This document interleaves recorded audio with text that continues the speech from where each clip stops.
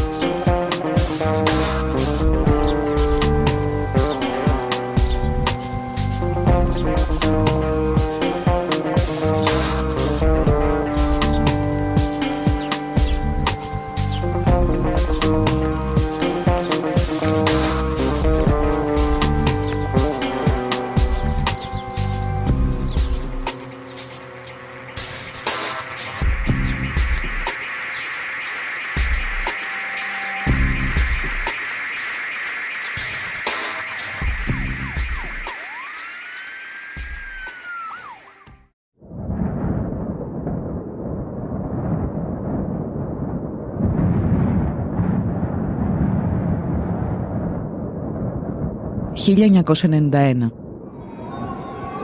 Ο σύντομος 20ος αιώνας φτάνει στο τέλος του. Η Δύση οραματίζεται το τέλος της ιστορίας και επιχειρεί να το εφαρμόσει στη Ρωσία.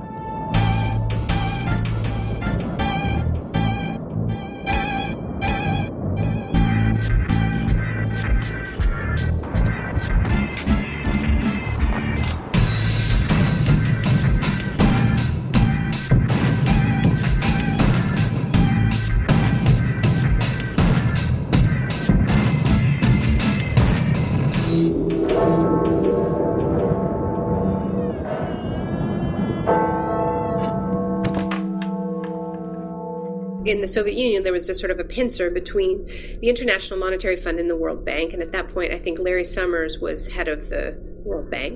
And he says the laws of economics are like the laws of engineering. The same rules work everywhere. So that was the arrogance of that moment.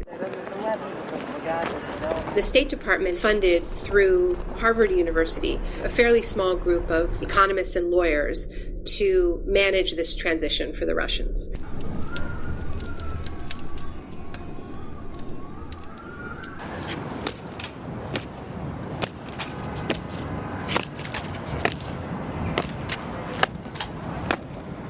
Η μετάβαση περιλαμβάνει το μεγαλύτερο πείραμα ιδιωτικοποιήσεων στην ιστορία της ανθρωπότητας. Ένα πείραμα που θα οδηγήσει μια χώρα στην απόλυτη καταστροφή. For $1-2 million you could buy enterprise where only steel constructions were so costly that it can be, I don't know, hundreds of millions of dollars or maybe billions of dollars.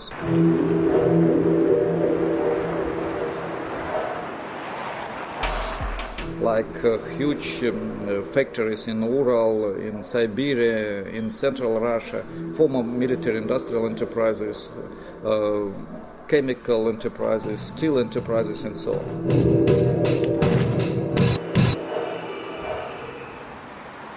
In the center of Moscow, the Hotel Centralny, which means central, a 19th century beautiful building, they were going to sell it for an equivalent in Russian rubles of $1,000. So we came there, in the foyer, in the lobby, there was a huge chandelier of the 19th century. And we asked the specialist how much would he pay for it if it is offered. He looked at that, well, $1,200. Just now, I can pay it now. It was utterly catastrophic in Russia. It was utterly catastrophic. Millions of people were thrown into extreme poverty. People were hungry and were surviving on their gardens. Life expectancy for Russians dropped by a decade in this period. Explosion of AIDS, of child prostitution. I mean, it was a decimation of a nation.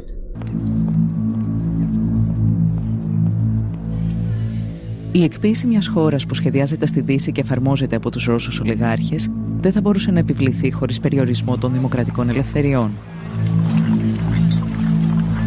Brutal privatization was one of the reasons why opposition started to fight and why Yeltsin and the oligarchs, newly appeared bourgeoisie and bureaucrats started to fight against parliament.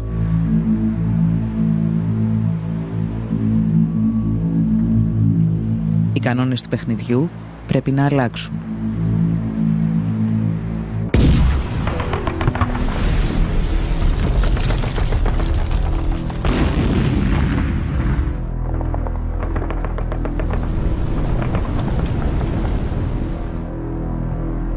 Το 1993, ύστερα από ένα μίνι πραξικόπημα εναντίον του Κοινοβουλίου, ο Γέλτσιν αισθάνεται έτοιμος να ανοίξει ολοκληρωτικά τον ασκό των ιδιωτικοποιήσεων.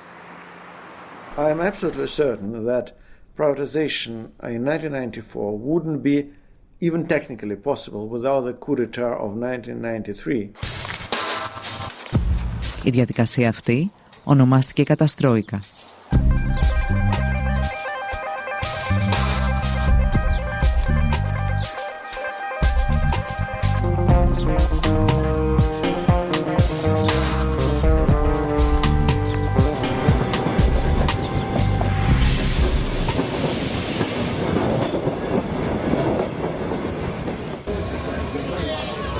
Η καταστρόικα στη Ρωσία παρουσιάζεται συχνά σαν εξαίρεση στην ιστορία των μαζικών ιδιωτικοποιήσεων. Στην πραγματικότητα ήταν απλώς ένα ακραίο παράδειγμα του πως η εκποίηση μιας χώρας είναι ασυμβίβαστη με την πολιτική ή την οικονομική δημοκρατία.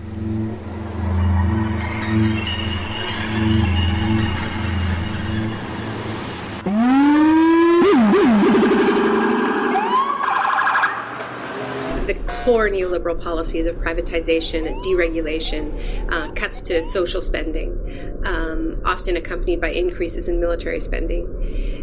These policies were first imposed under dictatorship. The first laboratories of neoliberalism had nothing whatsoever to do with democracy.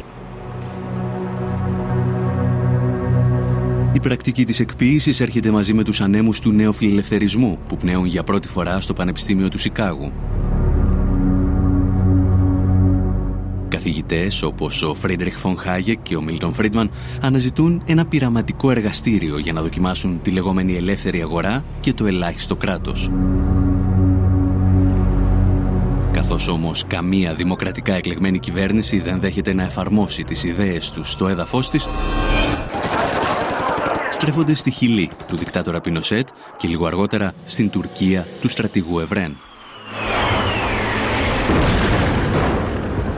There's actually a really interesting exchange between Friedrich von Hayek and Margaret Thatcher that I quote in The Shock Doctrine, where Friedrich von Hayek said, I have just come back from Chile, it's wonderful what Pinochet has done, and he's describing this fantastic experiment in neoliberalism, and says, I think you should do this too. And Hayek was a mentor of Margaret Thatcher's. And she wrote him back quite a stern reply, and she said, these types of policies are incompatible with a constitutional democracy. Η Μάργαρετ Θάτσερ θα βρει τελικά έναν τρόπο για να φέρει τη νεοφιλελεύθερη συνταγή των ιδιωτικοποιήσεων στη Δυτική Ευρώπη. Για να το πετύχει όμως θα χρειαστεί 2 πολέμους και την περιστολή των δημοκρατικών ελευθεριών.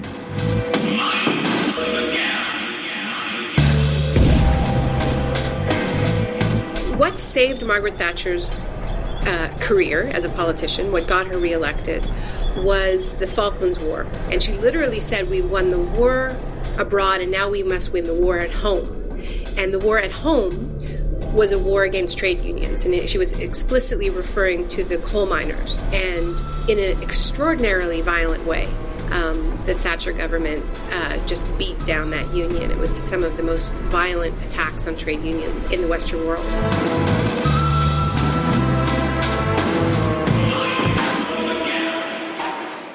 Κλασική περίπτωση η θατσερική Μεγάλη Βρετανία, όπου η διάλυση του εργατικού δικαίου και των δικαιωμάτων των εργαζομένων συνέπεσε με μια ιδιαίτερη αύξηση των μέτρων και των νομοθετικών μέτρων καταστολής.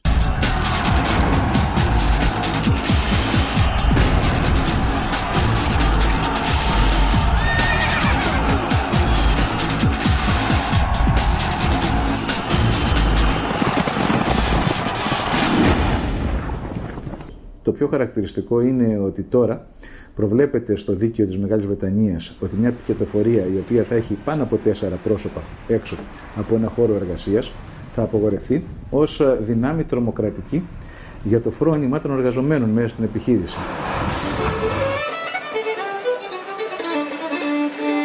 Ο νεοφιλελευθερισμός, ο οποίος υπόσχεται λιγότερο κράτος, απαιτεί έναν πανίσχυρο κρατικό μηχανισμό για να επιβληθεί.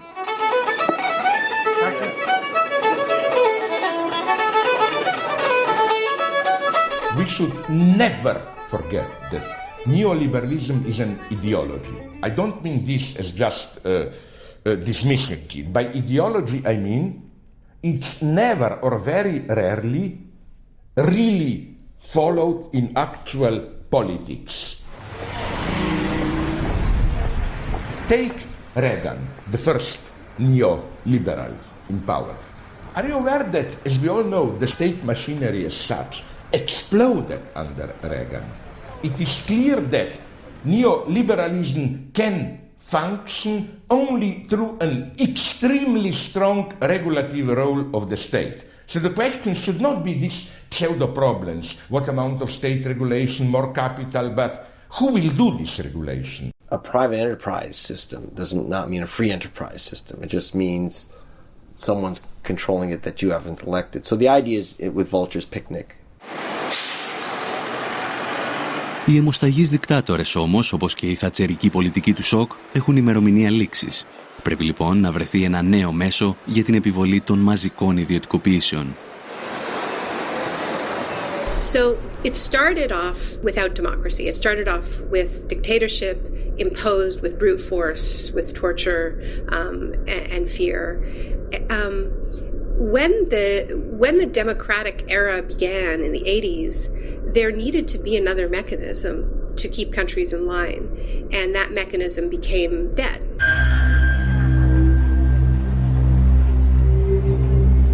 Φορείς όπως το Διεθνές Νομισματικό Ταμείο και ο Παγκόσμιος Οργανισμός Εμπορίου πρωτοστάτησαν στην εκποίηση ολόκληρων χωρών.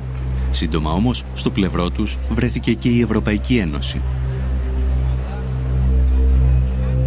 The emergency packages with the IMF have enabled the EU for the first time to actually advocate privatizations.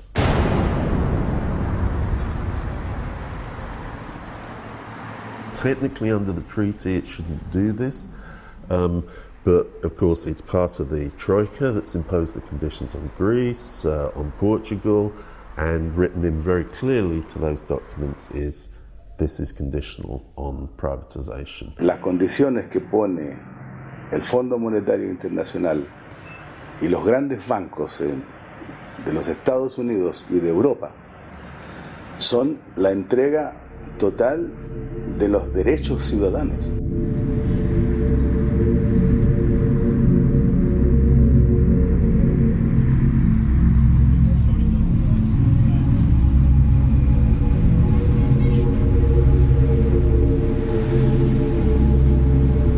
No one privatizes or deregulates unless there's a hammer over their head, like in Greece now, in Spain, in Italy, when basically there's tremendous pressure on the government because there's a desperate financial situation.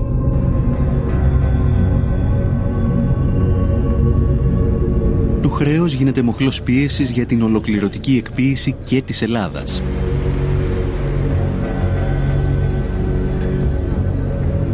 Και Και σε αυτή την περίπτωση όμως υπάρχει ένα μικρό εμπόδιο που πρέπει να ξεπεραστεί. Η δημοκρατία.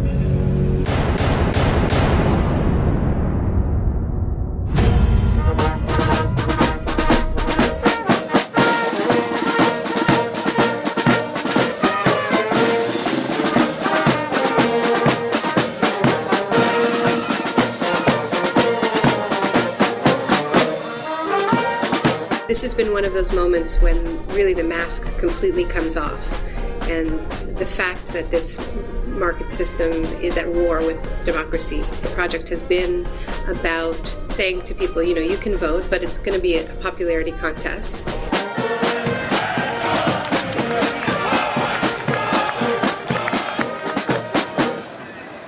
The so-called the independent central bank is a mechanism for saying, you know, politicians can't touch our toys. Η Ευρωπαϊκή Ένωση και οι ελληνικές οικονομικές ελίτ φτάνουν στο σημείο να διορίσουν έναν πρώην κεντρικό τραπεζίτη ως πρωθυπουργό της Ελλάδας. Συνεχίζοντας την πολιτική Παπανδρέου, ο Λουκάς Παπαδήμος τοποθετεί στελέχη τραπεζών όπως ο Γκίκας Χαρδούφελης της Eurobank ακόμη και μέσα στο Μαξίμου. Οι σχέσεις πολιτικής και οικονομικής εξουσίας μετατρέπονται πλέον σε ένα διατραπεζικό deal.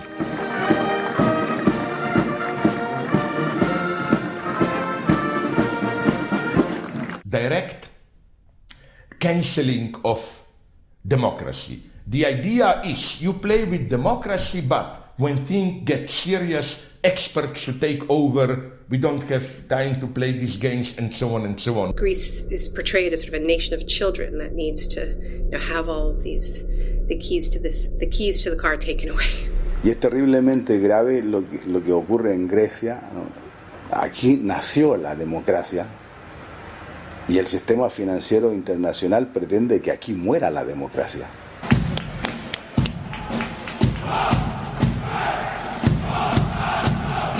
Νομίζω ότι ο επιστημονικός όρος είναι χούντα. Απλώς έχουμε μια ομάδα πολιτικών οι οποίοι έχουν επικεφαλής τους έναν τραπεζίτη και μάλιστα τον ίδιο τραπεζίτη ο οποίος ευθύνεται σε πάρα πολύ μεγάλο βαθμό για την χρεοκοπία. Είναι μια χούντα τραπεζική, αλλά δεν έχει μεγαλύτερη λαϊκή νομιμοποίηση από τη χούντα του Παπαδόπουλου.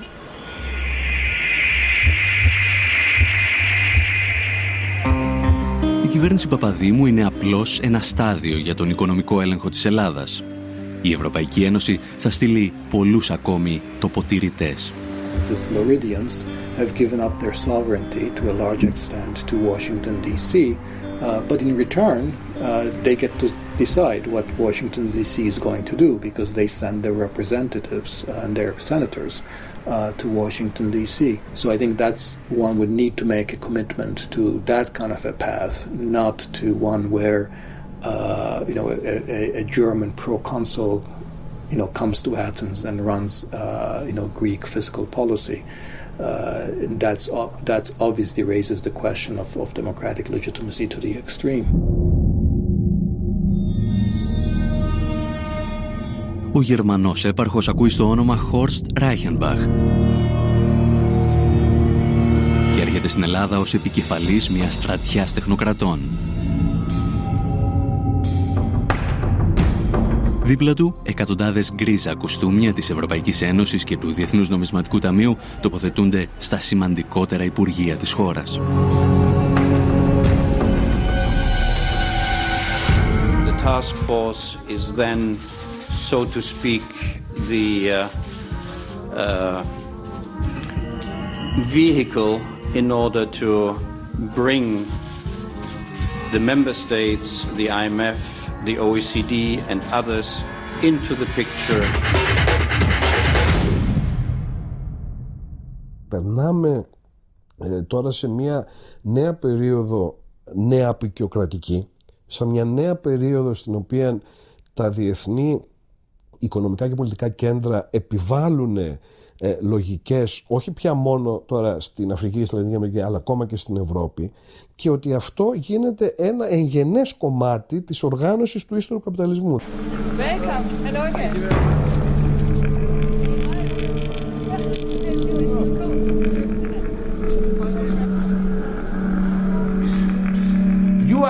a trial case like in laboratory rabbits for all of Europe, a new authoritarian forum which, even if it remains in a superficial sense democratic, as we have seen in Greece, Italy, and it will follow, I can guarantee you, elsewhere, is being tested. Ο έλεγχος της χώρας από ξένα και ελληνικά οικονομικά συμφέροντα επιτυγχάνεται κυρίως μέσα από 2 δανειακές συμβάσεις. Στόχος να επιβληθούν οι όροι των δανειστών και να μετατραπεί η δουλειά σε δουλεία. Οι εργασιακές σχέσεις επιστρέφουν στο 19ο αιώνα. Για να περάσουν όμως αυτές οι ρυθμίσεις απαιτείται ένα ακόμη πραξικόπημα. Αυτή τη φορά κοινοβουλευτικό. Η πρώτη δανειακή σύμβαση δεν ήρθε ποτέ για κύρωση στη Βουλή. Κατατέθηκε και ποτέ δεν κυρώθηκε. Πράγμα που είναι ευθέως αντισταγματικό. Η δεύτερη ήρθε 3 φορές στη Βουλή ως σχέδιο. Προφανώς γιατί οι δανειστές μας ζητούσαν μικρές αλλαγές και ήθελαν να έχουν την προέγκριση βάσει του σχεδίου αυτού. Επομένως, φαίνεται καθαρά σε αυτή την περίπτωση η πρόθεση των πολιτικών ηγετών μας να μην εφαρμόζουν το Σύνταγμα, αλλά τις πολιτικές εντολές που παίρνουν απ' έξω. Όσοι τολμούν όμως να μιλήσουν για κοινοβουλευτικό πραξικόπημα, όπως και όσοι αμφισβητούν την πολιτική της κυβέρνησης και της Τρόικας, βαφτίζονται λαϊκιστές. Πραξικόπημα. Το έχουμε ξαναζήσει στην Αργεντινή. Θράσος! Ήβρι! Το να μιλάτε για πραξικόπημα επειδή η κυβέρνηση ευρυτά της πλειοψηφίας εισηγείται το χαρακτηρισμό ενός νομοσχεδίου ως κατεπήγοντος κατ' εφαρμογή του συντάγματος. Θα ζητήσετε συγγνώμη για αυτή την ύβρητη θεσμική. Είστε ο εκπρόσωπος της Ελλάδας της δραχμής, της Ελλάδας της φτώχειας, της Ελλάδας της ταπείνωσης. Εσείς προσωπικά και άλλοι όμοιοι με εσάς. Η ιδεολογική τρομοκρατία κλιμακώνεται. Τα κυρίαρχα μέσα ενημέρωσης εκβιάζουν τους πολίτες ότι αν δεν δεχθούν τις δανειακές συμβάσεις, τα ράφια των σούπερ μάρκετ θα αδειάσουν και η χώρα θα επιστρέψει στην εποχή των σπηλαίων. Θα έρθει το χάος. Η Ελλάδα θα κατρακυλήσει στον τρίτο κόσμο. Δελτίο στα τρόφιμα, δελτίο στο πετρέλαιο. Μιλάμε για μια μεταπολεμική Ελλάδα. Έχοντας καταλύσει τη δημοκρατία, οι κυβερνήσεις ετοιμάζονται για την εκποίηση της δημόσιας περιουσίας και ξεκινούν με μια δοκιμασμένη συνταγή. Μετατρέπουν τους δημόσιους υπαλλήλους και το δημόσιο τομέα σε αποδιοπομπαίο τράγο της κρίσης.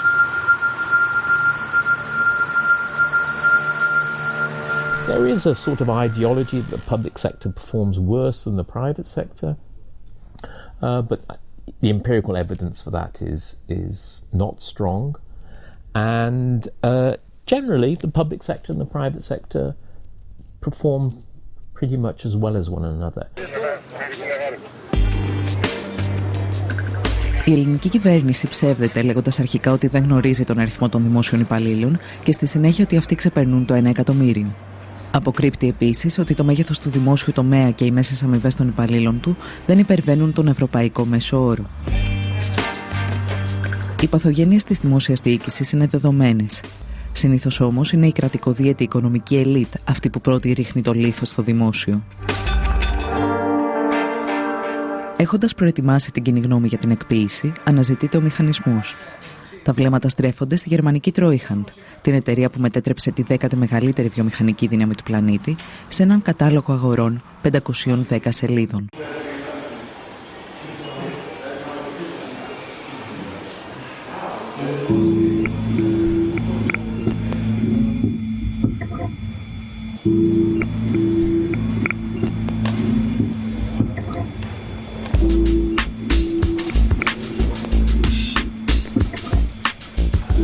Eurosal, η αίθουσα του ευρώ.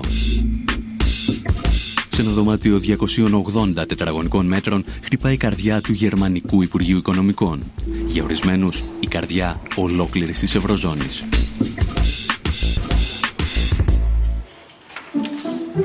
Η αίθουσα έχει τη δική της σκοτεινή ιστορία, συνώνυμη της οικονομικής πορείας του σύγχρονου γερμανικού κράτους.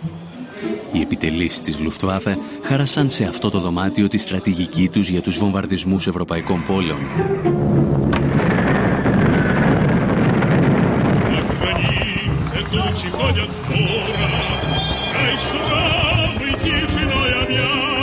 Μετά το τέλος του πολέμου, ο Σοβιετικός στρατός θα στήσει εδώ το δικό του αρχηγείο και λίγα χρόνια αργότερα, στην ίδια αίθουσα, θα υπογραφεί το πρώτο σύνταγμα της λαοκρατικής δημοκρατίας της Γερμανίας.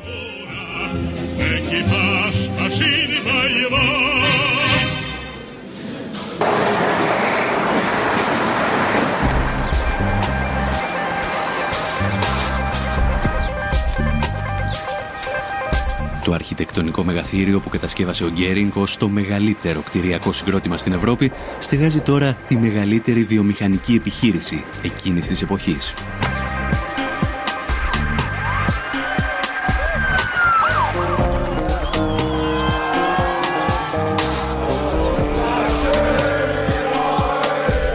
Την κατάρρευση του Ανατολικού Μπλοκ, η Τρόιχαντ αναλαμβάνει να εκποιήσει την περιουσία της Ανατολικής Γερμανίας. Ένα καταστροφικό πείραμα που αφήνει πίσω του εκατομμύρια ανέργους και ισοπεδώνει τη βιομηχανική βάση της περιοχής.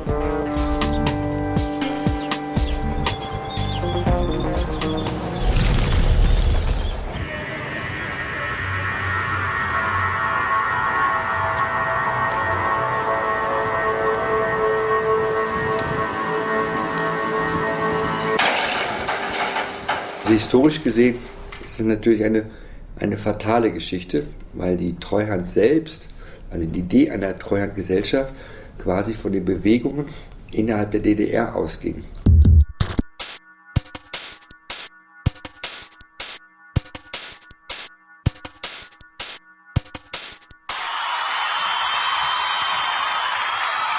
Όταν οι κάτοικοι της Ανατολικής Γερμανίας συνειδητοποιούν ότι η ενοποίηση στην πραγματικότητα ήταν μια επιθετική εξαγορά από τη Δυτική Γερμανία, η Τρόιχαντ αποτελούσε ήδη κράτος εν κράτη στο Βερολίνο.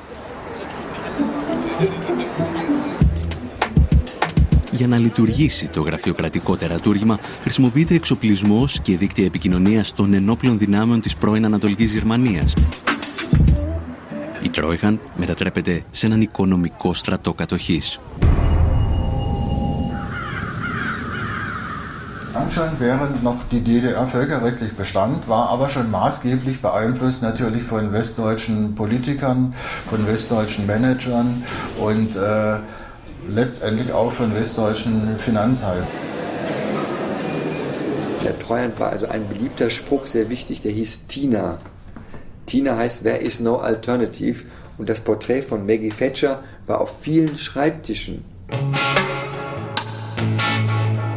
Η Τρόιχαντ έχει στην ιδιοκτησία της 8.000 επιχειρήσεις, 40.000 εργοστάσια και 4 εκατομμύρια στρέμματα καλλιεργήσιμων και δασικών εκτάσεων.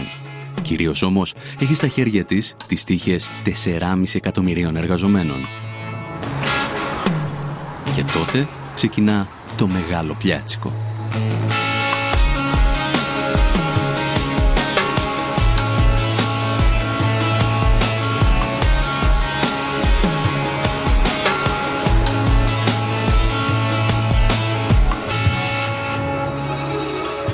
Jeden Tag, ob Samstag oder Sonntag, 10 bis 15 Betriebe privatisieren.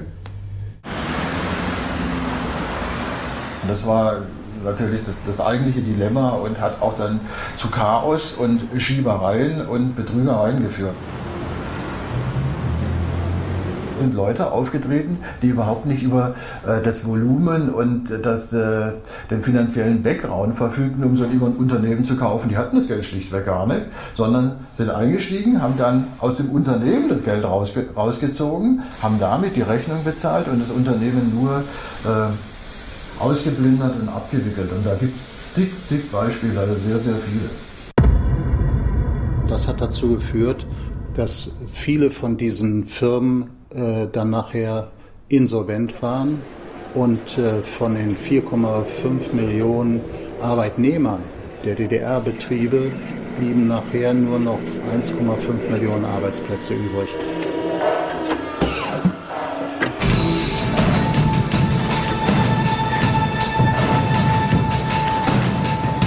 Τα κριτήρια για τις ιδιωτικοποιήσεις δεν ήταν πάντα οικονομικά. Πολλές αποφάσεις λαμβάνονταν σε πολιτικά γραφεία. Αρκετές επιχειρήσεις έκλειναν ώστε να μην απειλούν τους ανταγωνιστές τους στη Δυτική Γερμανία.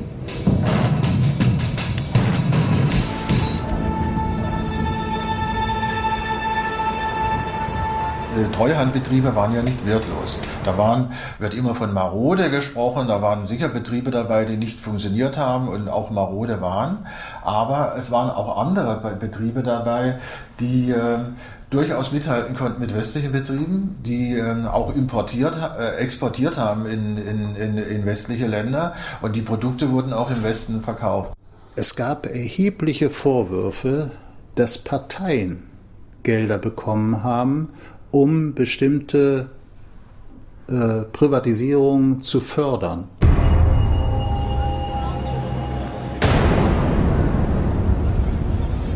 Bischofferode war ein Kaliwerk und das Kaliwerk ist eben halt ein Teil der Schlüsselindustrie für Industrieprozesse und es gab sowohl im Westen Kaliwerke wie im Osten. Und natürlich hatte der Einfluss der BASF, also als konkretes Beispiel, war so groß, dass sie eben als Monopolstellung keine andere Konkurrenz dulden musste. Obwohl es Investoren für die Ostbetriebe gab, mussten sie trotzdem liquidiert werden.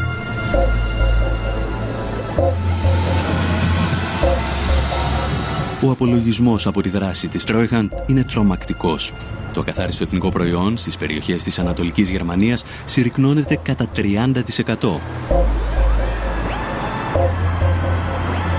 Η ανεργία από το 0 φτάνει στο 20%. Το σημαντικότερο όμως ήταν ότι αφού ξεπούλησε μια ολόκληρη χώρα, η Treuhand κατάφερε να παρουσιάσει ζημιές δισεκατομμυρίων.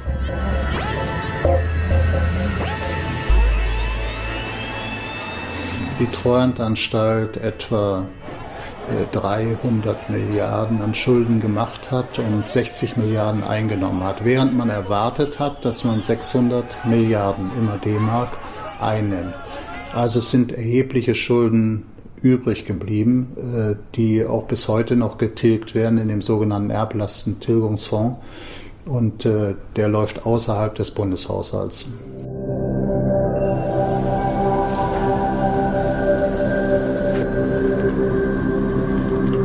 Das kann mit Sicherheit nicht ein Vorbild sein. Ich meine, weil tausende Betriebe, die liquidiert wurden und 250 Milliarden Mark Minus, das kann ja nicht das Vorbild sein, jetzt um einem anderen Land als Vorbild zu dienen. Das kann es eigentlich nicht sein.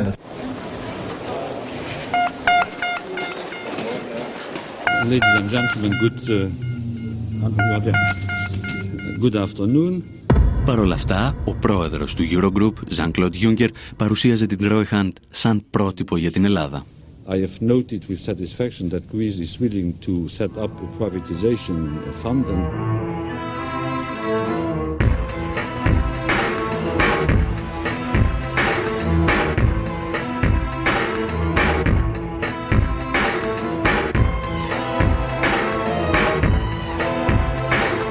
Ένα μήνα αργότερα ιδρύεται το Ταμείο Αξιοποίησης Ιδιωτικής Περιουσίας του Δημοσίου. Η ελληνική Treuhand στείνει τα γραφεία της πίσω από το κτίριο της Παλιάς Βουλής και τα τρία κόμματα του Μνημονίου, Πασόκ, Νέα Δημοκρατία και Λάος, μοιράζονται τη διοίκηση του οργανισμού. Εδώ είναι ο ομότιμος καθηγητής του Αριστοτελείου Πανεπιστημίου, ο κύριος Κουκιάδης. Τώρα, ο κύριος Κωνσταντίνος Μητρόπουλος είναι ο διευθύνων σύμβουλος και το πιο κεντρικό πρόσωπο. Έχει μια εταιρεία, την Cantor, δούλευε και στον Όμιλο Λάτσι πρόσφατα. Λίγους μήνες αργότερα, ο δημοσιογράφος που παρουσίαζε τη σύνθεση του Ταμείου γίνεται υπεύθυνος επικοινωνίας του. Σε άλλες θέσεις κλειδιά συναντώνται πολλά στελέχη από τις δύο εταιρείες που διεύθυνε ο Κώστας Μητρόπουλος. Politicians, the technical advisors, and the senior managers in the public companies themselves are all very acutely aware that the privatization process gives them opportunities of extremely high-paid directorships, consultancies, etc. with the newly privatized companies.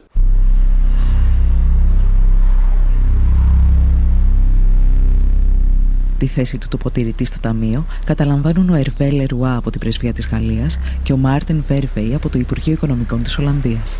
Η Τρόικα όμως ορίζει και 3 από τα 7 μέλη του Συμβουλίου Εμπειρογνωμόνων του οργανισμού. Οι όροι που θέτει η Τρόικα στην Ελλάδα για τη λειτουργία του Ταμείου θυμίζουν κατεχόμενη χώρα. Το κόστος της ιδιωτικοποίησης πέφτει στους Έλληνες φορολογούμενους, ενώ τα έσοδα, που αρχικά εκτιμώνταν σε 50 δισεκατομμύρια ευρώ, θα πήγαιναν στους πιστωτές. The 50 billion, if these proceeds are collected by the government, they will be used for debt reduction.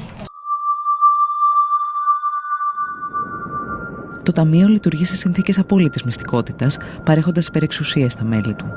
Αυτά αναλαμβάνουν την πώληση ή την παραχώρηση κτηρίων, εκτάσεων, υποδομών και πακέτων μετοχών.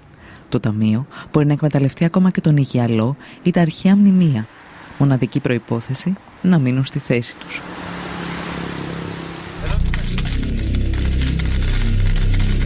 Ακόμη πάντως και πριν από τη δημιουργία του Ταμείου, αξιωματούχοι της κυβέρνησης είχαν αρχίσει να διαλαλούν την πραμάτια του ελληνικού δημοσίου, ταξιδεύοντας σαν περιοδεύων θίασος.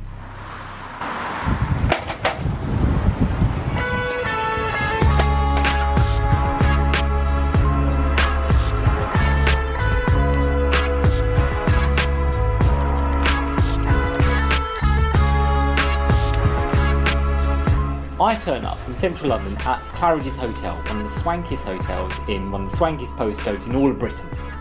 You walk all the way through to the back room, and it's a kind of ballroom, and it's got 5 chandeliers. It's got more mirrored surfaces than I could possibly count. And you turn up in this room, and it's basically a group of Greek businessmen and Greek officials talking about how they're going to sell off Greek assets. Big key assets belong to the Greek state, belong to Greek taxpayers, would just be flogged off. No more fooling around. Not in this place. And we'll pull up our pants and we'll make some money. A pile of money. And at one point, they played the music from Zorba the Greek. And in this country, you can't now think of the music from Zorba the Greek without thinking of plates being smashed on the ground. Let's go. Up.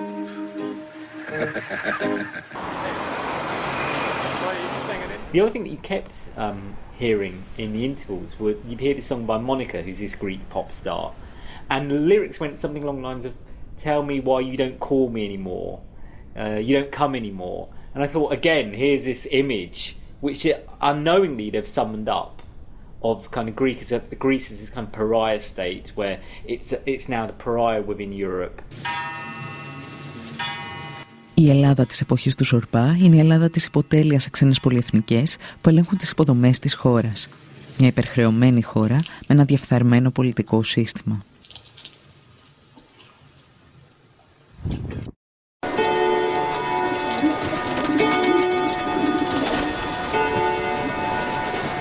Ήταν μια πολύ παρόμοια κατάσταση στην εποχή μεταξύ των πολέμων. Υπήρχε μια περίοδος ειδικά ανάμεσα στο 1924 και το 1930 που η Ελλάδα ήταν πάρα πολύ γόνιμο έδαφος και για δανεισμό. Υπήρχαν μια σειρά από τεράστια σκάνδαλα.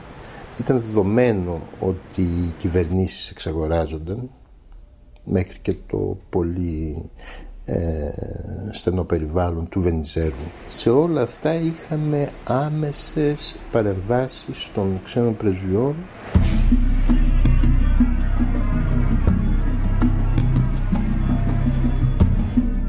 Η σύμβαση με την εταιρεία Power ήταν χαρακτηριστικό τέτοιο παράδειγμα. Η σύμβαση με την Ούλεν ήταν χαρακτηριστικό τέτοιο παράδειγμα. Ήταν απικιακές αυτές οι συμβάσεις και αποδείχθηκαν πάρα πολύ επωφελείς για όσους επένδυσαν.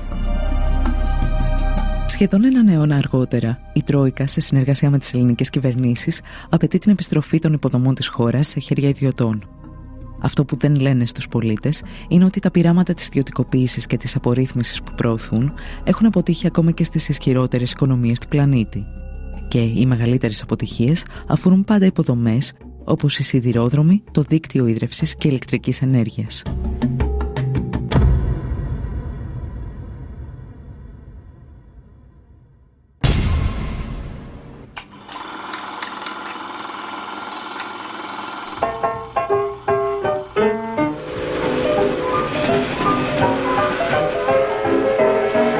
Λένε ότι ότι μπορείς να διαβάσεις την ιστορία του παγκόσμιου οικονομικού συστήματος στις γραμμές ενός τρένου.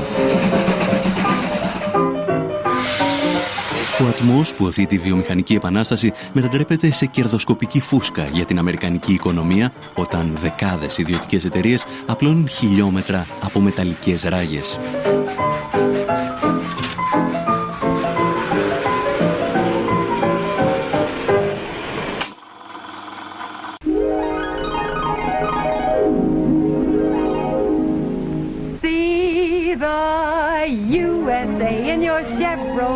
Οι σιδηρόδρομοι συμβολίζουν αρχικά τον κεντρικό ρόλο του κράτους στην οικονομία και τις υποδομές.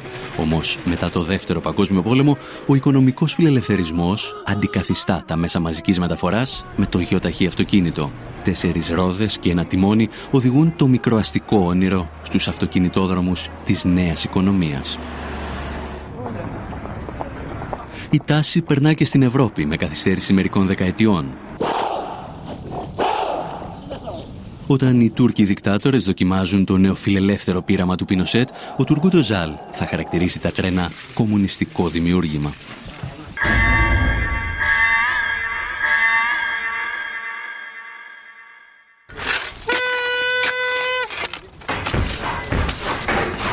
Παρ' όλα αυτά, οι σιδηρόδρομοι στην Ευρώπη παρέμειναν εν πολλοίς στον έλεγχο του δημόσιου τομέα. Μέχρι τη στιγμή που η γυραιά Αλβιώνα αποφάσισε να πραγματοποιήσει ένα καταστροφικό πείραμα. Σαν κινηματογραφική ταινία χωρίς happy end.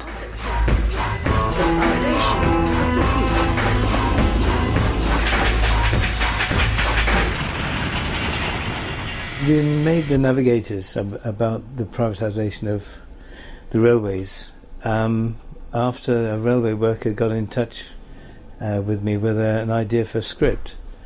But in the course of making it, it became plain, well, we knew already, that the privatisation of the railways was a disaster. Oh, Jerry, British Rail's gone. Woodburn Depot is now Northern Infrastructure, and they're going to be competing.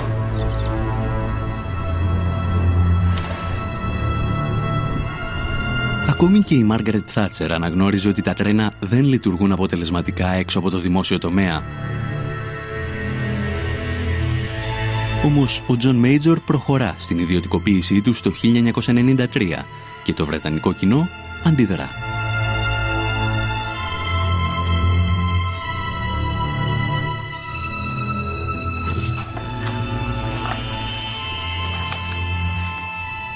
They thought they belonged to them, and they were a public service, not something to be run by companies who put on cheap logos and really seem to be just in it to make money. Τα τρένα, το δίκτυο των γραμμών και οι υπηρεσίες συντήρησης τελικά καταλήγουν σε διαφορετικούς ιδιώτες. Τόσους πολλούς που στη συντήρηση και μόνο δραστηριοποιούνται 2.000 εταιρείες.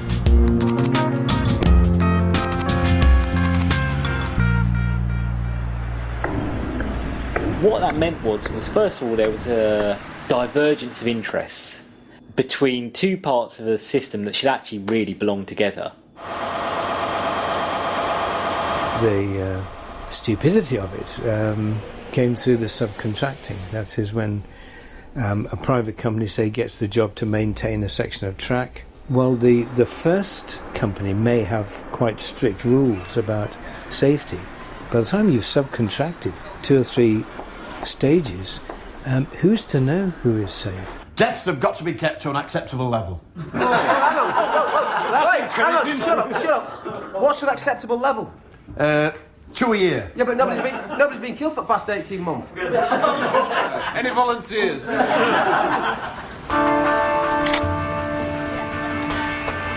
I think there has to be a case made where you say that was indecent haste and in the end it cost lives. Ο απολογισμός είναι τραγικός. Στα 3 μεγαλύτερα δυστυχήματα που αποδίδονται στην ιδιωτικοποίηση, 42 άτομα χάνουν τη ζωή τους και 600 τραυματίζονται. It was undoubted that in the early days of privatization, the way that the industry was privatized caused those accidents. Ο εκτροχιασμός των ιδιωτικοποιήσεων όμως δεν μετριέται μόνο σε ανθρώπινες ζωές. Privatisation was supposed to free up the railways, but has actually made it very difficult to make decisions, say, on opening new routes or closing down routes or changing schedules. But it's left a system which is very complicated, very difficult to administer.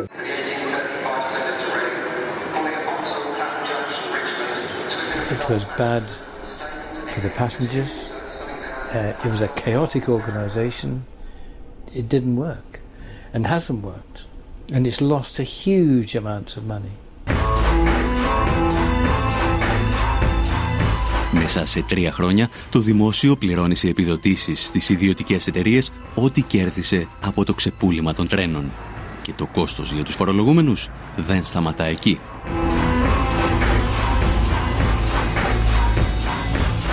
Strangely, to some extent the railways have been renationalised. Really it's left us with a semi-government administered system that costs a lot more than it cost under nationalisation and hasn't really delivered the investment, as the investment has largely been paid for by the public sector.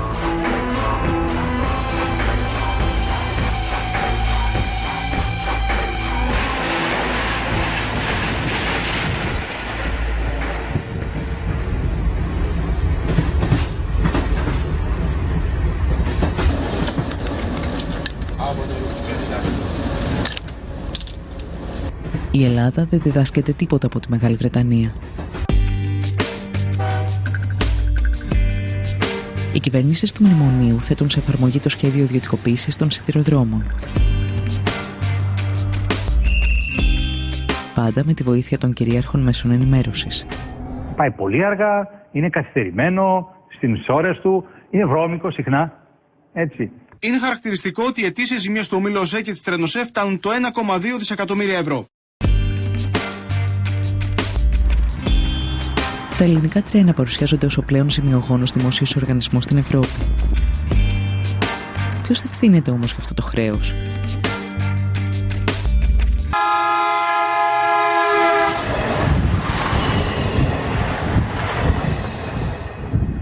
Η πολιτεία υποχρέωνε το σιδηρόδρομο να δανείζεται για τα έργα του. Μια αντίστοιχη περίπτωση δεν υπάρχει στην ελληνική τέτοια, γιατί και οι αυτοκινητόδρομοι και τα λιμάνια και τα αεροδρόμια χρηματοδοτούνταν από το κράτος. Αυτόν τον δανεισμό σήμερα η κυβέρνηση τον μετέφερε ότι είναι χρέος του ΟΣΕ. Αυτό είναι αναλυθές και ένα μεγάλο μέρος, γύρω στις τάξεις του 70 με 80%, πράγματι είναι δανεισμός για έργα υποδομής. Τα μεγάλα κανάλια πίσω από τα οποία κρύβονται με κάποιοι μεγάλοι εργολάβοι, μας βομβαρδίζουν καθημερινά με ψεύδι, με συκοφαντίες.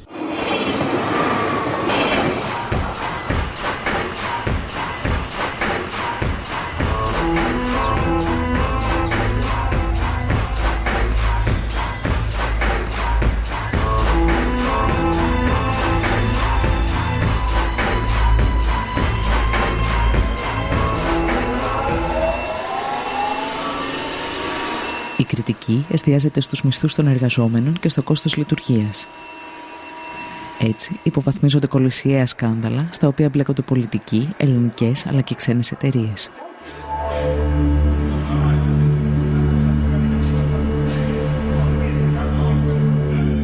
Δεκάδες εκατομμύρια ευρώ ξοδεύονται σε γραμμές που δεν λειτουργούν ποτέ. Σειρμοί νοικιάζονται σε τιμές με τις οποίες θα μπορούσαν να αγοραστούν. Το δημόσιο φτάνει να παραγγέλνει από τη Siemens ηλεκτράμαξες χωρίς να έχει ηλεκτρικό δίκτυο για να τις χρησιμοποιήσει. Παράλληλα πληρώνει μεγαλοεργολάβους για έργα που δεν παραδίδονται ποτέ. Υπάρχει και μια σκοπιμότητα, δηλαδή απαξιώνουμε τον δημόσιο πλούτο μας με σκοπό, αφού τον απαξιώσουμε, να τον δυσφημίσουμε, έτσι ώστε πολύ πιο εύκολα να πείσουμε την ελληνική κοινή γνώμη ότι ίσως ένας ιδιώτης θα είναι πολύ καλύτερη λύση, για τον ελληνικό σιδηρόδρομο.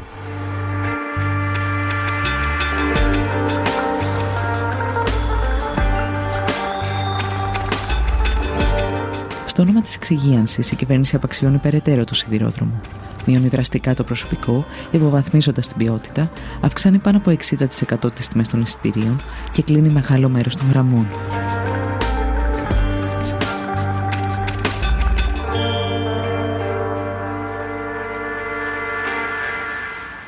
Ιδιαίτερα στο κομμάτι της γραμμής, ας πούμε, Άργους Τρίπολης Καλαμάτας, επενδύθηκαν κάποια εκατομμύρια ευρώ. Και σήμερα δεν υπάρχει τρένο εκεί. Μετρώντας μόνο κέρδη ή ζημιές, οι υποστηρικτές της ιδιωτικοποίησης ξεχνούν ότι ο σιδηρόδρομος είναι πάνω απ' όλα ένα αγαθό για την εξυπηρέτηση του πολίτη. Ένα αγαθό για το οποίο έχουν πληρώσει γενιές Ελλήνων φορολογούμενων. Κάποτε στην Ελλάδα, ας πούμε, κρατικοποιούσαν τα χρέη των ιδιωτών. Σήμερα στην Ελλάδα προσπαθούν να ιδιωτικοποιήσουν τα κέρδη που θα μπορούσε να έχει ο πολίτης μέσα από κρατικές υπηρεσίες. Τι επένδυσε ο ιδιώτης ώστε να πάρει αυτό το τομέα σε τιμή πολύ χαμηλή, ας πούμε, από την αξία του ίδιου του έργου.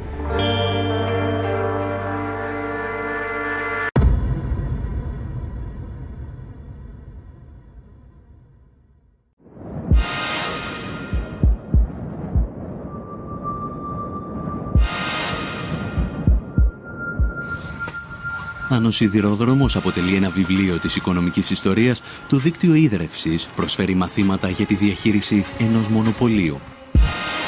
Και αυτή τη φορά έχει έρθει η σειρά του Παρισιού να πληρώσει το λογαριασμό.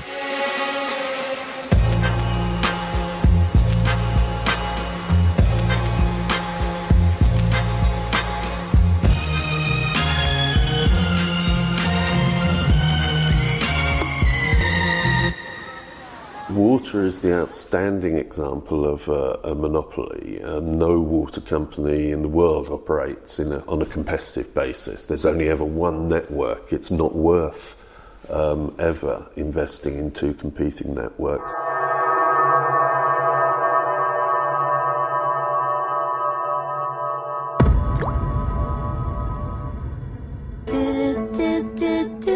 Δύο πολυεθνικές με τεράστια οικονομική και πολιτική ισχύ, η Βεόλια και η Σουέζ, διεκδικούν τη διαχείριση του δικτύου ίδρευσης του Παρισιού και ο Ζακ Σιράκ τους την προσφέρει.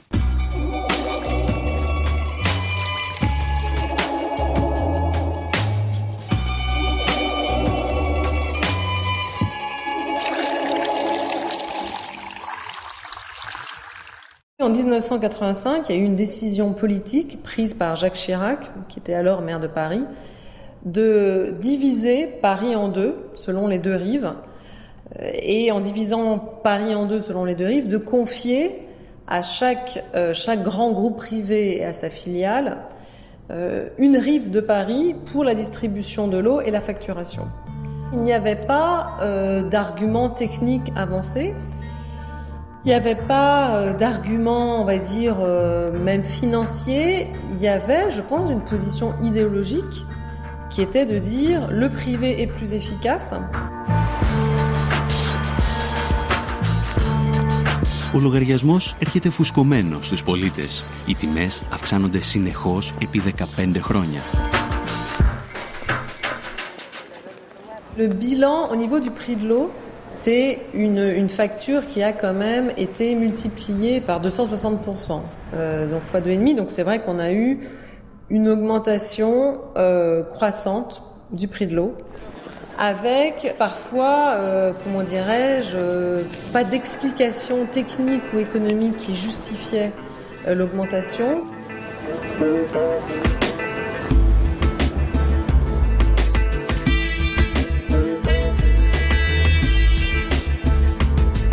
C'est avec le changement de municipalité et de majorité municipale en 2001, quand il y a eu une majorité plurielle de gauche, d'écologistes, de communistes qui est arrivée à la tête de Paris, qu'on a décidé de reprendre en main tout le service de l'eau.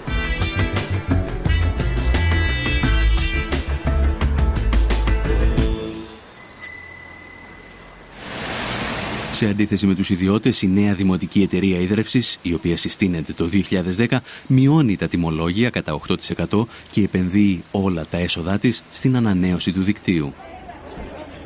Il y a aussi, pour moi, une question très importante qui est une question de démocratie. C'est-à-dire qu'une gestion publique permet, si elle est bien faite, d'avoir une plus grande évaluation politique par la collectivité parisienne.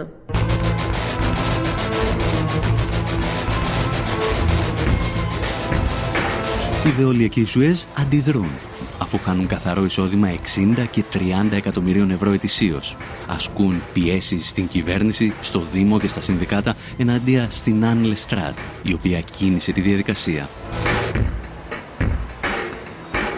De fait, il considère que je suis un peu le diable incarné.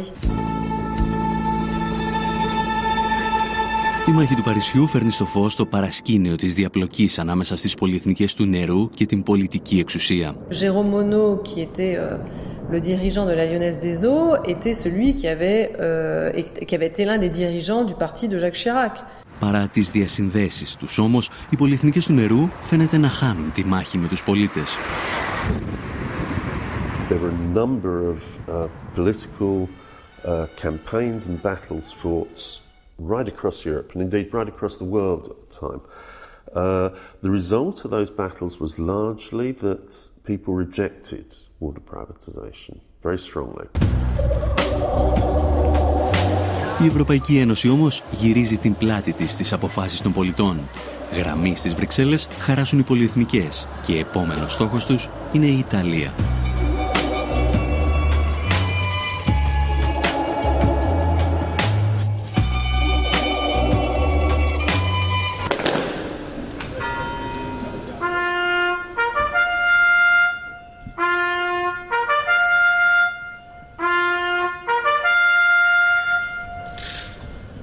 There was a referendum on water privatisation, and 57% of the population turned out to vote, and 96% of them voted that they did not want water privatisation.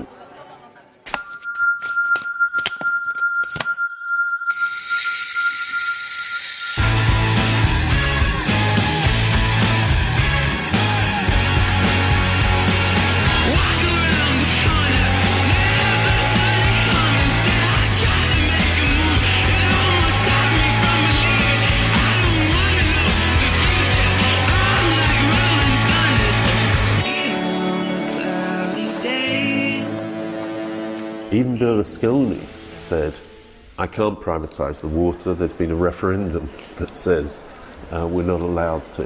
Berlusconi has now been replaced by a government headed by bankers, as similar processes happened in Greece. And again, European officials have said to the Italian government, we expect a privatisation programme and we expect it to include water.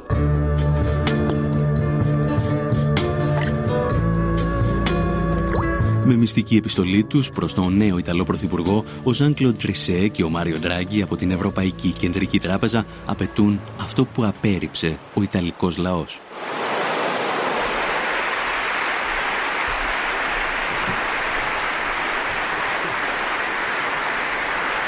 The fact that it was now illegal under the Italian constitution to privatise water was irrelevant. A fundamentally undemocratic process, and again similar to the kind of pressures that have been put on Greece. I spoke just this weekend with the new Prime Minister, Mr. Papademos. I spoke also with Prime Minister Monti, and I know they are very committed to respect the commitments taken, because they understand that without this, in fact, there will not be financial stability in their countries.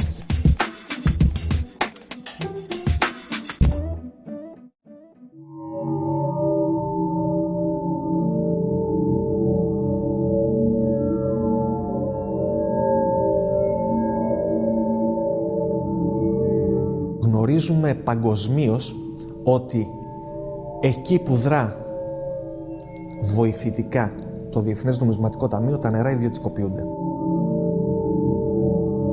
Γνωρίζουμε πολύ καλά ότι υψηλόβαθμα στελέχη των Σουέζ και Βεόλια είναι υψηλόβαθμα στελέχη και σύμβουλοι του Διεθνούς Νομισματικού Ταμείου. Γνωρίζουμε πολύ καλά ότι στελέχη της Σουέζ και Βεόλια έχουν σχέσεις με την Ευρωπαϊκή Κεντρική Τράπεζα. Γνωρίζουμε πολύ καλά ότι στο Ευρωκοινοβούλιο πληρώνονται πολλοί άνθρωποι για να κάνουν lobbying εκεί μέσα και να προασπίσουν συμφέροντα των δύο αυτών πολυεθνικών. ότι οι άνθρωποι των εταιριών μπαινοβγαίνουν σε κυβερνήσεις και όταν φεύγουν οι κυβερνήσεις ξαναμπαίνουν στις εταιρείες. Στην Ελλάδα, η κυβέρνηση Παπανδρέου τοποθετεί ως διευθύνοντα σύμβουλο της ΕΙΔΑΠ ένα πρώην υψηλόβαθμο στέλεχος της Veolia. Ο Νίκος Μπάρδης, που προωθούσε την ιδιωτικοποίηση για λογαριασμό της Γαλλικής Πολυεθνικής, σήμερα χαρακτηρίζει την Ελλάδα προπύργιο της Σοβιετικής Ένωσης.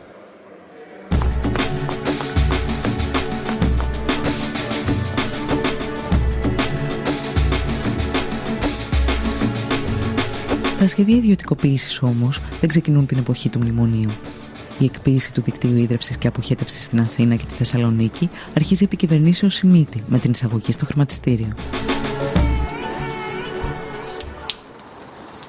Μέσα σε μια δεκαετία τα τιμολόγια έχουν αυξηθεί πάνω από 200%.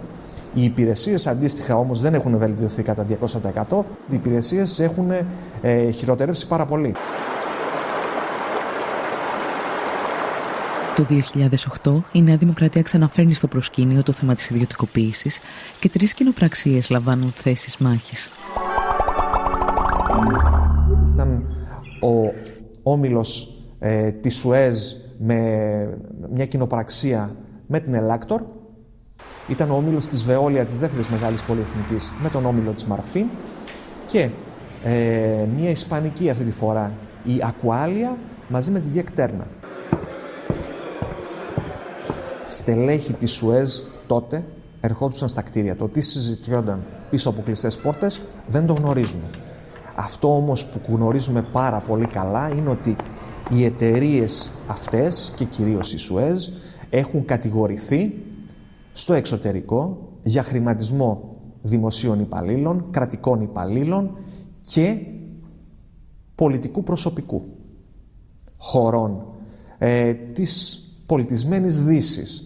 Δεν μπορώ να φανταστώ ότι εάν συνέβη κάτι τέτοιο εκεί, αποκλείεται να έχει συμβεί και στη χώρα μας.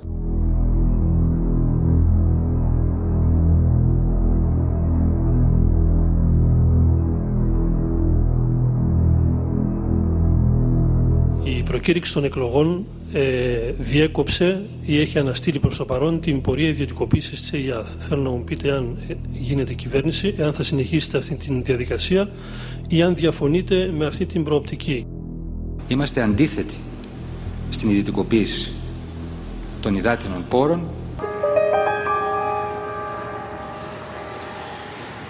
Πρόκειται για ένα ακόμα προεκλογικό ψέμα της σοσιαλιστικής παράταξης.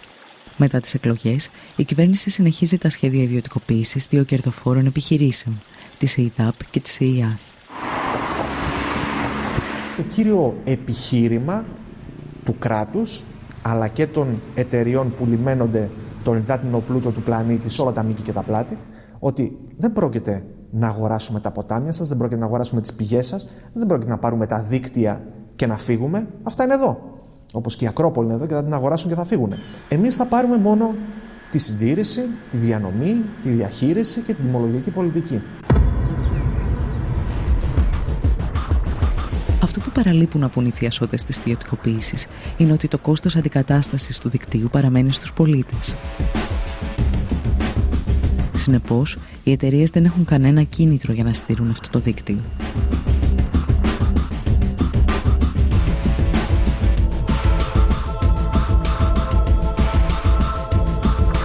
Ελλειπή συντήρηση, κέρδος για τον ιδιώτη, καταστροφή του υλικού, αντικατάσταση από τον Έλληνα πολίτη.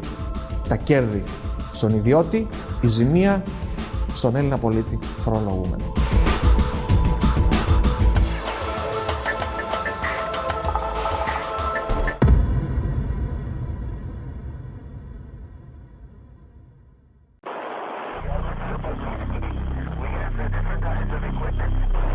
Σαν μαθητευόμενος μάγος, η Ευρώπη θα πληρώσει ακριβά τις ιδιωτικοποιήσεις των υποδομών.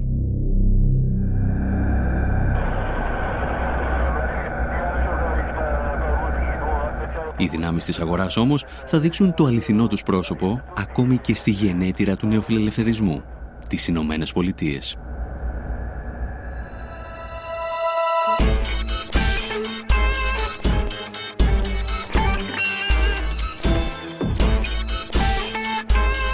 Στα τέλη της δεκαετίας του 90, η Καλιφόρνια απελευθερώνει την αγορά ηλεκτρικής ενέργειας. Όμως ο πολιτισμός της απορρίθμισης χάνεται μόλις κοπεί το ρεύμα.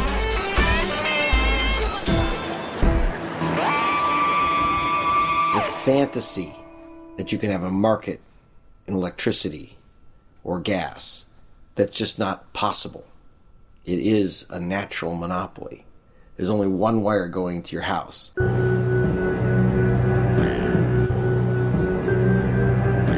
That's my word. It's a basic kind of introductory economic story that if you have something that tends towards a natural monopoly, then you don't have the competitive forces of the market to discipline producers. But you need some sort of regulatory structure, otherwise you're just inviting basically companies to rip you off.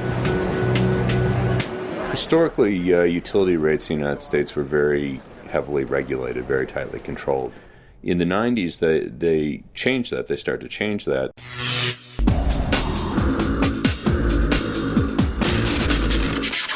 We were going to deregulate the construction, operation, and ownership of the generation plants while leaving the transmission system and the distribution system in the hands of the utilities. Οι εταιρείες παραγωγής ενέργειας μπορούν πλέον να αυξήσουν ανεξέλεγκτα την τιμή χονδρικής. Για να το πετύχουν, αναπτύσσουν σύνθετες στρατηγικές εξαπάτησης με κωδικές ονομασίες. In the case of Enron, they did things like they even had names for them. They're traded as Death Star, Get Shorty, Ricochet, Cramming, False Scheduling. One was named Fat Boy after the first nuclear bomb that was dropped. Οι εταιρείες φτάνουν στο σημείο να διακόπτουν την παραγωγή ηλεκτρισμού προκειμένου να παρουσιάζονται ελλείψεις και να αυξάνεται η τιμή της κιλοβατόρας. Las Vegas Cogen, this is Rich. Hey, Rich. This is Bill up at Enron. This is going to be a word-of-mouth kind of thing. Okay. We want you guys to get a little creative. Okay. And come up with a reason to go down. Okay, so we're just coming down for some maintenance. We have people from Enron on tape laughing about how they were pulling power offline and how they were sending grandma's rates through the roof. So the rumor's true? They're fucking taking all the money back from you guys? All that money you guys stole from those poor grandmothers in California? Yeah, Grandma Millie, man. Yeah, now she wants her fucking money back for all the power you charged jammed right up her ass for fucking $250 a megawatt hour.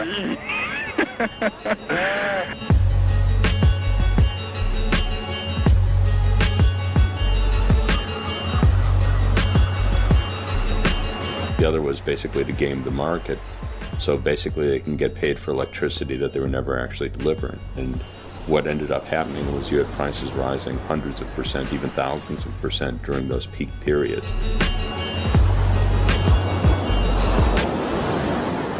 Enron corrupted our system deeply, but it wasn't just Enron. And the idea that just Enron was one bad apple is wrong. All 6 of the big power companies were involved in conspiracies. Enron could not act alone.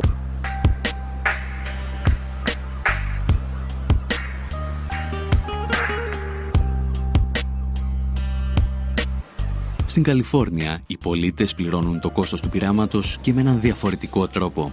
Οι δυνάμεις της αγοράς αφήνουν εκατομμύρια ανθρώπους κυριολεκτικά στο σκοτάδι. First blackouts were in June of 2000, so you had basically producers refusing to produce at the prices they were being given, and the utilities ended up having blackouts. Η απελευθέρωση της αγοράς ενέργειας στην Καλιφόρνια επιβλήθηκε υπό την ασφικτική πίεση μεγάλων επιχειρήσεων. Ακόμη και αυτές όμως βγήκαν ζημιωμένες από την απορρίθμιση.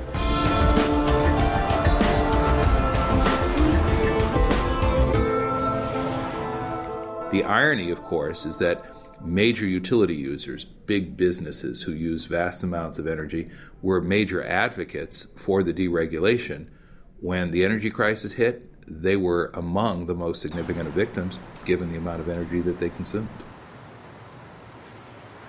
Καθώς οι τιμές λιανικής δεν μπορούσαν να ακολουθήσουν το ξέφρενο κερδοσκοπικό παιχνίδι στις τιμές χονδρικής, το σύστημα άρχισε να καταρρέει. The more energy they provided, the more money they lost, and faster and faster and faster. And so in very short order, one of our two investor-owned utilities here in California declared bankruptcy, and the other one was awfully close. The end story was re-regulation. If you leave that to the market, then you can run into a situation at those peaks where the price literally becomes ridiculous, which is what happened in California.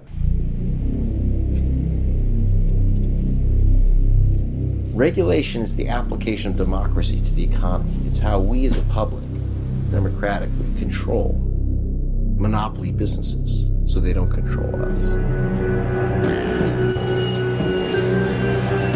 That's my word. Struggle in the past. That's my word.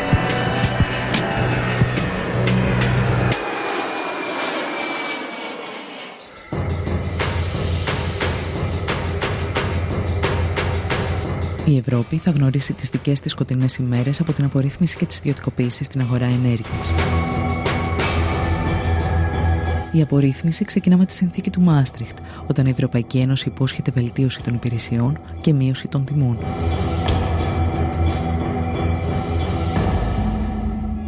In the European Union, where the market has been opened up, any electricity producer or supplier can access transport and distribution networks to supply its customers, which encourages competition. Μέχρι το 2006, κανένας ιδιώτης δεν πήγε να επενδύσει στην ηλεκτροπαραγωγή. Αυτές είναι βασικές δημόσιες υποδομές, απαιτούν μεγάλα κεφάλαια και έχουν πολύ αργά απόσβεση αυτών των επενδύσεων. Δεν δίνουν δηλαδή το γρήγορο και εύκολο κέρδος που απαιτεί ο ιδιώτης.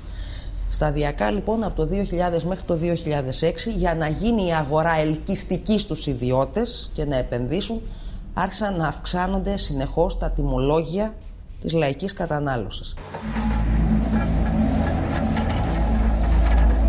Οι φορολογούμενοι δεν πληρώνουν απλώς αυξημένα τιμολόγια. Χωρίς να το γνωρίζουν, πριμοδοτούν τους ιδιώτες που δραστηριοποιούνται στην παραγωγή.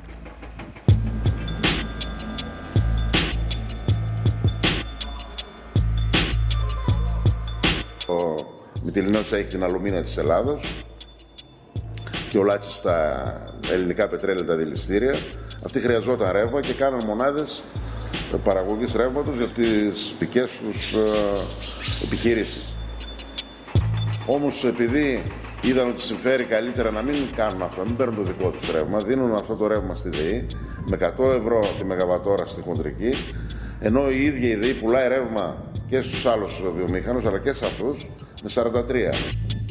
Τα φωτοβολταϊκά πληρώνει η ΔΕΗ 51 λεπτά την κιλοβατόρα, ενώ η ίδια πουλάει 11.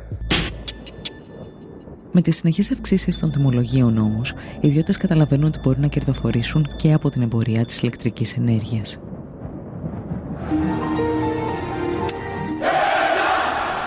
Η νούμερο 1 ιδιωτική εταιρεία ηλεκτρικής ενέργειας είναι εδώ.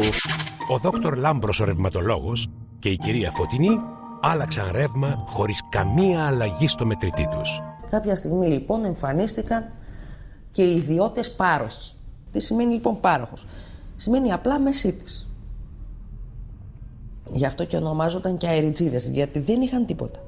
Για να μιλάμε με νούμερα, με 60.000 δηλαδή μετοχικό κεφάλαιο, μιλάμε για αστείο ποσό, μπορούσε κάποιος να πάρει άδεια ως πάροχος ηλεκτρικής ενέργειας. Μια εταιρεία που παράγει ενέργεια από ανανεώσιμες πηγές. Από πού έπαιρναν την πράσινη ενέργεια που διαφήμιζαν? Από τη ΔΕΗ.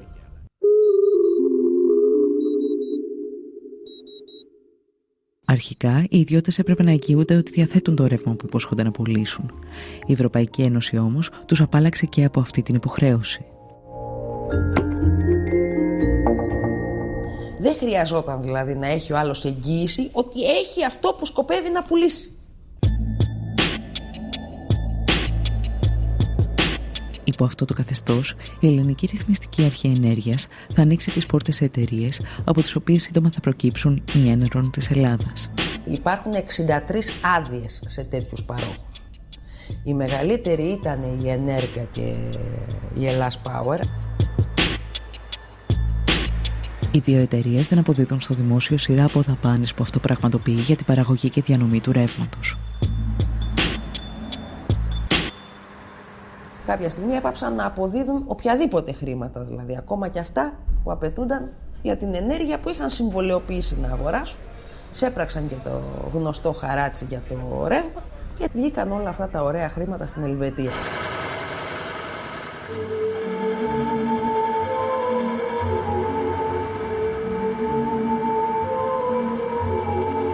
Η περίπτωση της Ενέρκα και της Ελλάς Power είναι απλώς η κορυφή του παγόβουνου των εκατοντάδων εκατομμυρίων ευρώ που στοιχίζει στους Έλληνες φορολογούμενους η απορρίθμιση.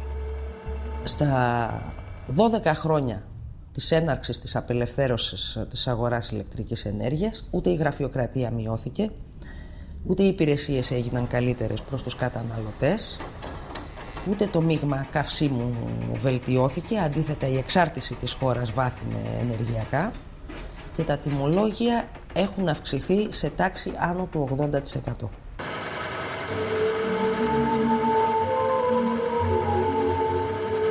Οι φορολογούμενοι είναι τα πρώτα θύματα.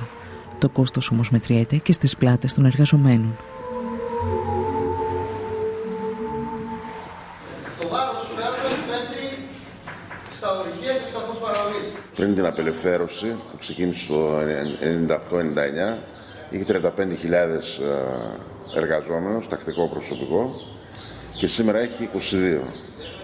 Δηλαδή μια πολύ μεγάλη μείωση του προσωπικού, που αυτό αντικαταστάθηκε από εργολάβους, εργαζόμενους εργολάβους, εργαζόμενους σε δουλεμπόριο και πολλούς έκτακτους. Οι εργολάβοι δεν τους ενδιαφέρει ιδιαίτερα η ποιότητα, αντιθέτως τους βοηθάει να μην γίνονται καλές συντηρήσεις για να έχουν δουλειά. Επίσης έβγαλε πολλά ατυχήματα, δεν υπάρχει χρονιά η ΔΕΗ να μην έχει 2, 3 και 4 θανατηφόρα ατυχήματα.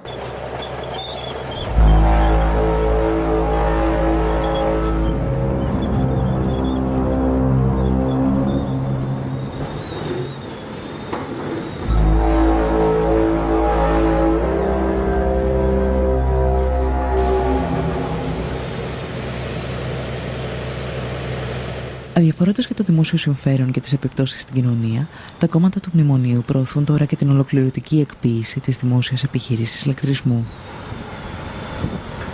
Η πραγματική της αξία, και εγώ θα πάρω την επίσημη εκδοχή, μιλάμε έτσι για 16-17 δις ευρώ. Πόσο αποτιμάται αυτή τη στιγμή στο ελληνικό χρηματιστήριο? 750 με 800 εκατομμύρια. Η μονάδα, η 5, στην Πτολεμαΐδα που σχεδιάζεται να κατασκευαστεί, έχει προϋπολογισμό 1,5 δις. Ολόκληρη η ΔΕΗ θα πουληθεί λιγότερο από όσο μία μονάδα της.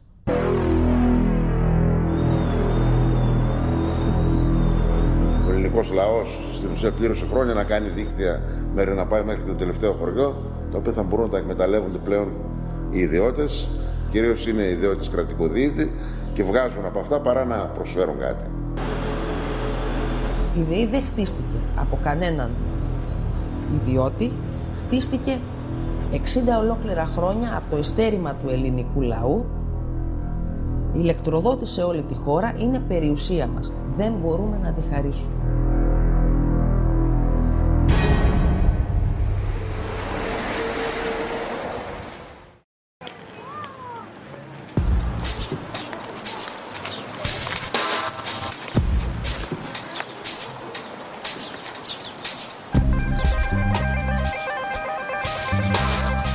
Δεκάδες παραδείγματα από όλο τον κόσμο αποδεικνύουν ότι οι ιδιωτικοποιήσεις πλήττουν τους πολίτες, τους εργαζόμενους αλλά και τις παρεχόμενες υπηρεσίες. Σήμερα παρουσιάζονται σαν αναγκαιότητα για την αντιμετώπιση της κρίσης χρέους. Ωστόσο, ακόμη και οι οπαδοί της ιδιωτικοποίησης διαφωνούν με αυτή την άποψη.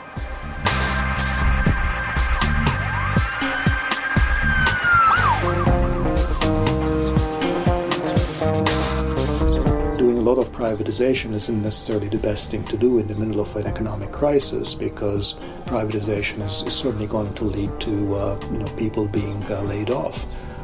And the worst thing that you can do during a crisis is give people more reason to lay off workers.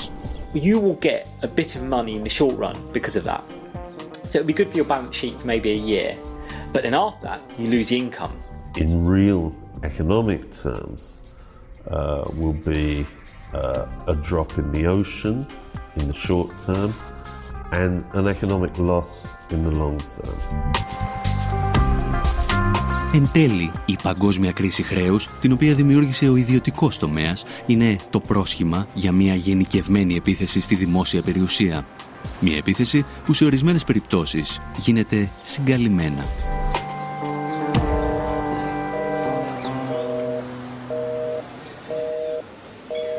Η ιδιωτικοποίηση πραγματικά δεν αφορά μόνο την περίπτωση που φεύγουν ολόκληρες δραστηριότητες από το δημόσιο, ας πούμε με τη μορφή παραχώρησης δημόσιας υπηρεσίας. Μια μορφή ιδιωτικοποίηση είναι επίσης όταν τα πανεπιστήμια θα αξιολογούνται όχι μόνο με βάση την εκπαίδευση την οποία δίνουν, κατά πόσο είναι υψηλό επίπεδο ή όχι, αλλά και κατά πόσο αυτές οι υπηρεσίες εκπαιδευτικές γίνονται αποδεκτές από την αγορά.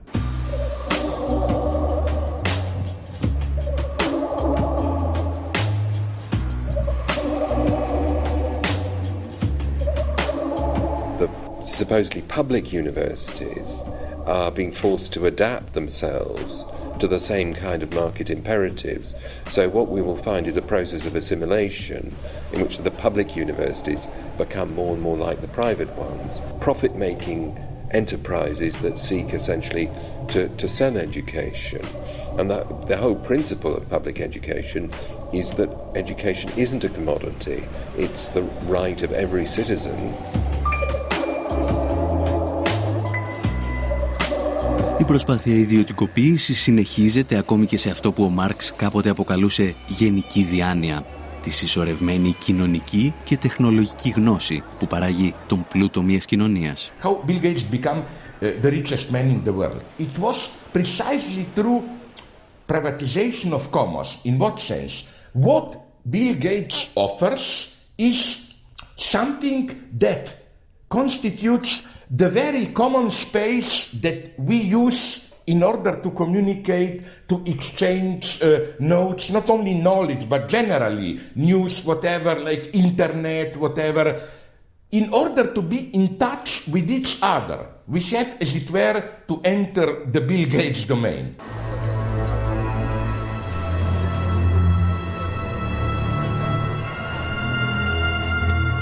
Απέναντι όμως στην προσπάθεια ιδιωτικοποίησης των πάντων γεννιούνται και ισχυρές αντιστάσεις από ανθρώπους που γνωρίζουν ότι όλα μπορούν να αλλάξουν αν υπάρξει πολιτική βούληση. Τα προβλήματα όμως της οικονομίας δεν είναι ποτέ κυρίως νομικά, είναι πολιτικά. Όταν υπάρχει πολιτική απόφαση, όλες αυτές οι διαδικασίες μπορούν να αναστραφούν. In places like Argentina, Bolivia, Ecuador, retaking of the private systems, of privatized systems. In some cases, because they had to. There are remunicipalizations happening now in Europe. What's happened in Germany over the last 2 years has been quite widespread remunicipalization of electricity services. Η απάντηση στις ιδιωτικοποιήσεις όμως δεν μπορεί να είναι η επιστροφή στην κατάσταση που μας έφερε ως εδώ.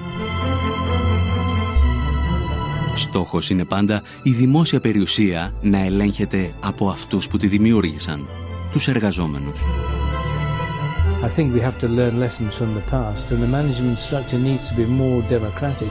Authority needs to come from the bottom, not from the top. Πρέπει ο ελληνικός λαός να δώσει μάχη για αυτά, γιατί αν δεν το κάνει, δεν πρόκειται να ξανασηκωθεί. I hope the Greek people will fight it, and I hope other European trade unions will help them.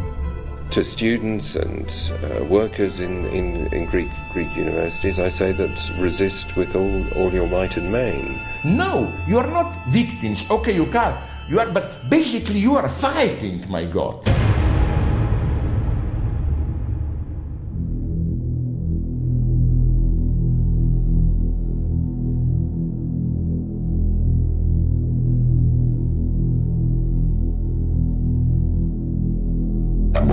Ο σημερινός άνθρωπος να υπερβεί τη φυσική του ροπή προς την αδράνεια, την ησυχία. Αν στο Θουκυδίδης το είχε πει αυτό. Ή η ελευθερία ή η ησυχία πρέπει να διαλέξετε. Είτε είσαστε ελεύθεροι είτε είσαστε ήσυχοι. Δηλαδή μαζί δεν γίνεται.